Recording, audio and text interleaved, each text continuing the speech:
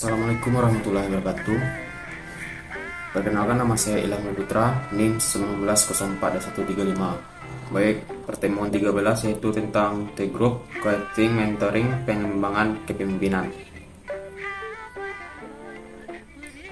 Yang pertama, T-Group adalah kependekan dari Training Group yang merupakan kelompok pelatihan yang menggunakan peran informal untuk membantu peserta meningkatkan keterampilan dan hubungan interpersonal, khususnya pada kelompok karyawan dengan bergabung sesuai kebutuhan masing-masing.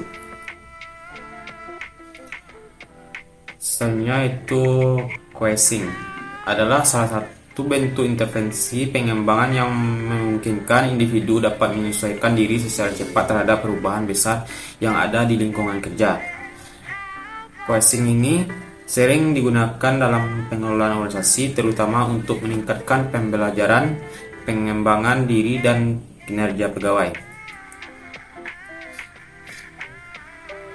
Dalam prosesnya, coaching membangun kemitraan kreatif dengan coachee atau individu yang di-coaching dan bertujuan untuk mendesain dan mengimplementasikan perubahan yang spesifik dan bermakna dalam kehidupan pribadi dan profesional. Jadi, kebenarannya proses ini bisa fit in dalam semua organisasi. Selanjutnya itu counseling.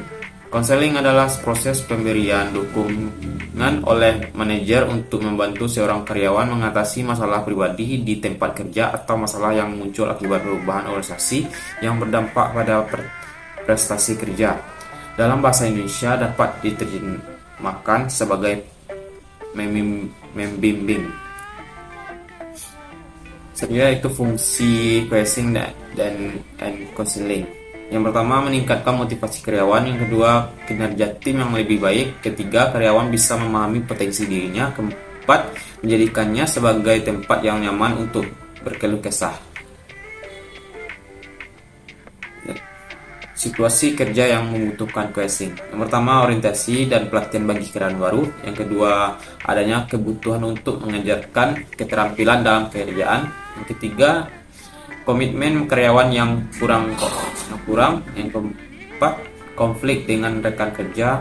Kelima, perbaikan prestasi kerja. Yang keenam, perubahan dalam orientasi bisnis. Sebenarnya situasi kerja yang membutuhkan konseling. Yang pertama, terjadinya perubahan organisasi. Yang kedua, PHK. Yang ketiga, adanya penurunan gaji, status atau jabatan. Ketiga, karyawan merasa adanya hambatan karir. Kelima, karyawan merasa kecewa dengan atasan. Keenam, adanya konflik dengan rekan kerja. Ketujuh, karyawan stres, jenuh, atau terlalu banyak tanggung jawab. Kenapa harus ada konseling dan coaching? Yang pertama, meningkatkan kualitas dan kuantitas dalam kerja, meningkatkan pertumbuhan karyawan, meningkatkan kemampuan karyawan dalam menyelesaikan masalah, dan meningkatkan keyakinan bahwa tujuan dapat dicapai, memperkaya hasil belajar karyawan.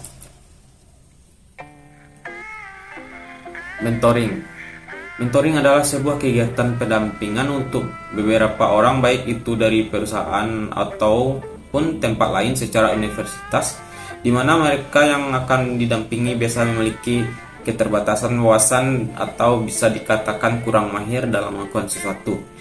Secara garis besar, pendampingan dimaksudkan untuk orang lain, seperti seorang karyawan membantu membimbing dan juga mengawasi perkembangan dari rekan karyawan tersebut.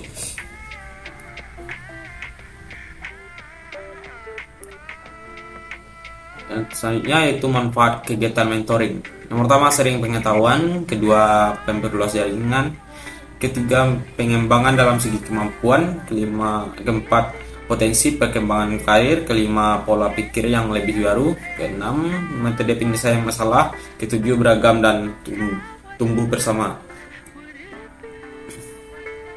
Selanjutnya itu pengembangan kepemimpinan. Pengembangan kepemimpinan adalah proses meningkatkan kemampuan individu untuk tampil dalam peran kepemimpinan dalam sebuah organisasi.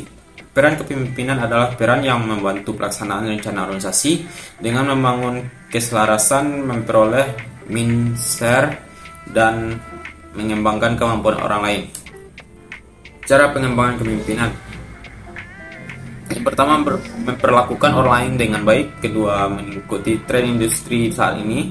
Ketiga, terus mengembangkan diri dan kembangkan anggota tim yang lain. Keempat, menepati janji. Kelima, memimpin perlu memiliki tujuan.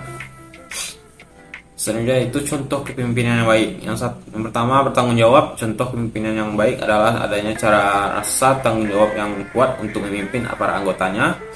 Yang kedua, menginspirasi. Ketiga, jujur dan berintegritas. Keempat, percaya diri. Kelima, mudah berkomunikasi. Manfaat dari kepemimpinan. Kepemimpinan berfungsi untuk membantu para pimpinan dalam mengembangkan wawasan, pengetahuan, pengalaman, dan kemampuan para anggota timnya. Selain itu, pemimpin juga dapat membentuk karakter anggota timnya menjadi lebih baik daripada sebelumnya. Sekian materi yang dapat saya sampaikan. Wassalamualaikum warahmatullahi wabarakatuh.